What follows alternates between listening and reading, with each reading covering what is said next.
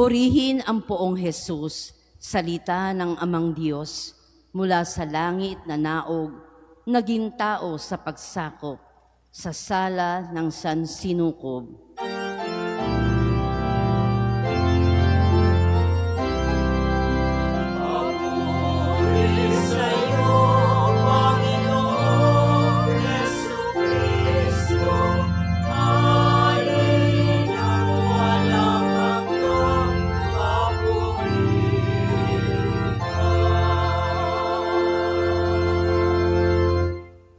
Sumainyo ang Panginoon. At sumainyo rin. Ang mabuting balita ng Panginoon ayon kay San Lucas. Papuri sa iyo, Panginoon.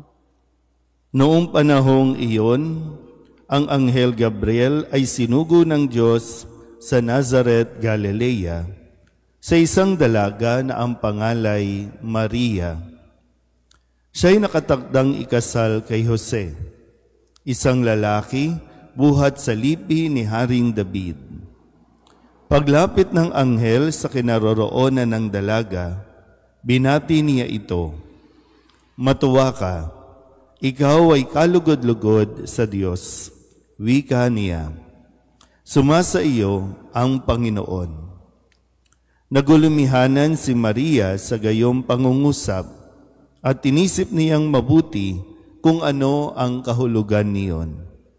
Kaya't sinabi sa kanya ng anghel, "Huwag kang matakot, Maria, sapagkat kinalulugdan ka ng Diyos. Makinig ka, ikaw ay maglilihi at manganganak ng isang lalaki, at siya'y tatawagin mong Jesus. Magiging dakila siya at tatawaging anak ng kataas-taasan. Ibibigay sa kanya ng Panginoong Diyos ang trono ng kanyang amang si David. Maghahari siya sa angkan ni Jacob magpakailanman, at ang kanyang paghahari ay walang hanggan." "Paano mangyayari ito, gayong ako'y dalaga?" tanong ni Maria. Sumagot ang anghel, "Bababa sa iyo ang Espiritu Santo at lililiman ka ng kapangyarihan ng kataas-taasan. Kaya't banal ang ipanganganak mo at tatawaging anak ng Diyos. Natatandaan mo ang iyong kamag-anak na si Elizabeth? Alam ng lahat na siya'y baog. Ngunit naglihi siya sa kabila ng kanyang katandaan, at ngayoy ika-6 na buwan na ng kanyang pagdadalang tao, sapagkat walang hindi mapangyayari ang Diyos."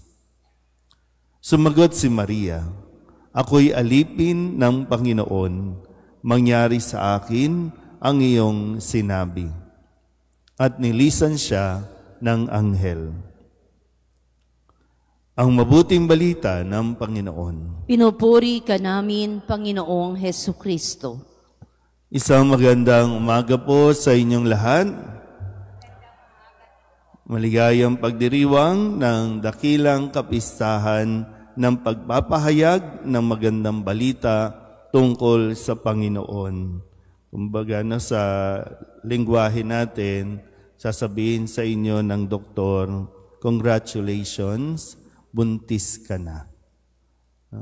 Kasi ngayon, ang simula ng 9 na buwan ng pagdadalang tao ni Maria, March 25, at ang ika-9 na buwan ay sa darating na December 25, ang kapanganakan. So ngayon, ang pagpapahayag, ang kapanganakan ay sa December 25. Pero maganda po na tayo ay mapaalalahanan na may mga pangyayari sa buhay natin na hindi natin lubusang naiintindihan sa ngayon, pero kung tayo po ay mananatili sa pagtitiwala sa ating Panginoon, makikita din natin yung resulta, makikita din natin yung plano ng Diyos.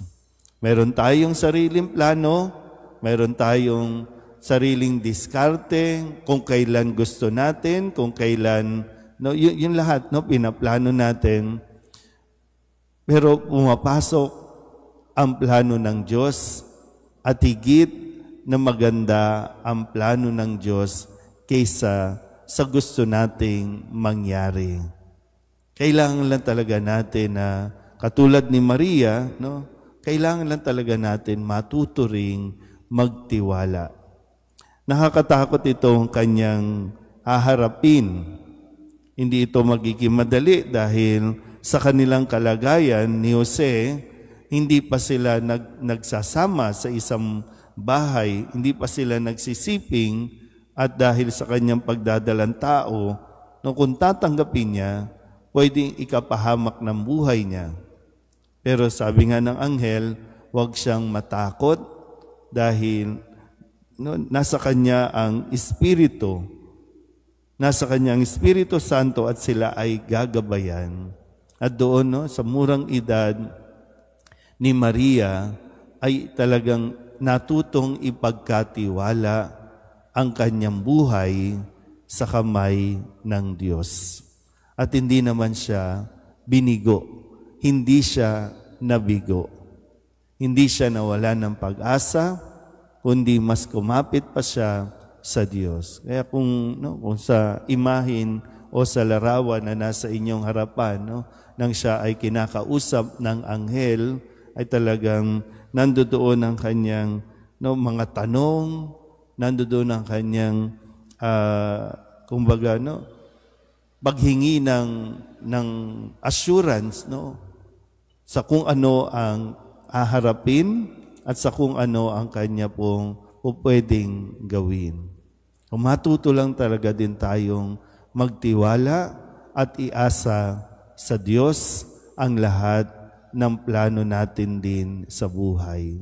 Iba lang talaga, gaya ng nasabi ko, iba lang talaga yung paraan natin, ang gusto natin, pero lahat ng ito naman ay tutuparin naman ayon sa plano at paraan ng Diyos. Amen.